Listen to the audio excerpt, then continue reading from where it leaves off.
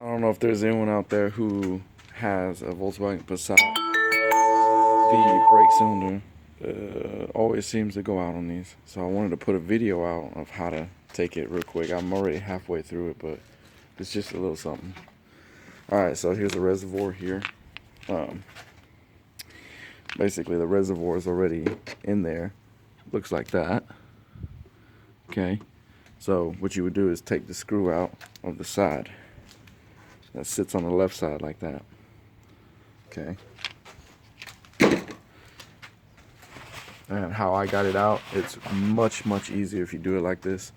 You got a pair of vice grips. I put it on the end of a Torx screw. I stuck it in there, and then I pulled it over with the vice grip, so it looks sort of like that. And then I loosened it. I only have one, only myself. So I took the battery out. First step you want to do here, break down the steps. Take the cover off. This cover was on there. So you take the cover off. The seal hang out like that. You see it? Okay. Take the seal out like halfway. Leave it so you can put it back on. Okay. Alright. Second thing you want to do is take the battery out. Once you take the battery out, sort of tricky. What you want to do is sort of, let's say if it's in there, what you want to do is loosen it up, move the brackets out the way, pull it towards you like that, and then pull up. So basically you want to pull the battery towards you and then slide it up out of there like that.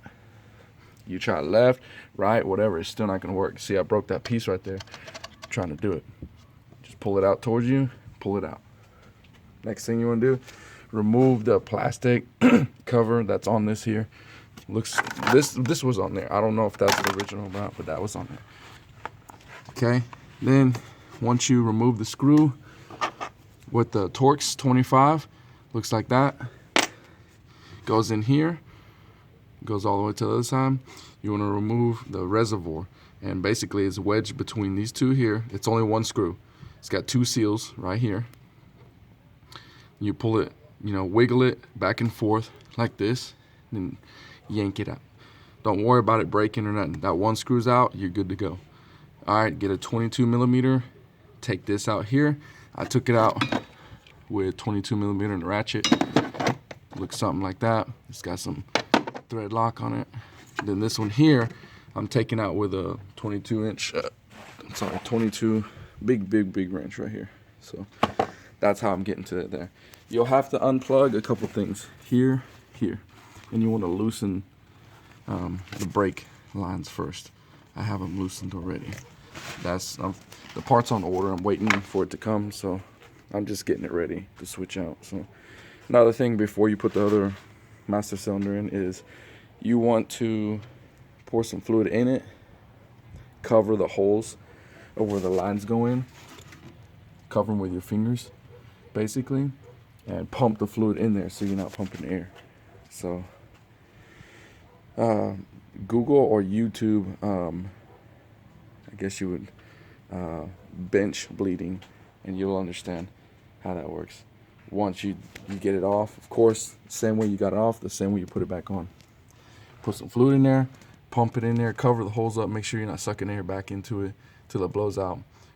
Throw your lines back in, screw them in, then put your big bolts back in. You don't have to use the Torx to get that out, just the big bolt on the outside. And then basically put your reservoir back in with the two seals. Look like that. I don't know if you can see it. Basically it goes in there like this. You just push down like that. Pull those out. And just set them aside until the new one gets here. And basically that's about it. Battery, move your cover, remove your battery, remove your reservoir, unplug everything, of course, move stuff out the way. I slid this thing out the way right here. Basically it connects to the firewall right in here. It connects right here. And I just moved out the way and pushed it down so I can get to that Torx screw that's holding the reservoir in right here. And like I said, I got Torx screwdriver attached to a pair of vice grips on it, and I turned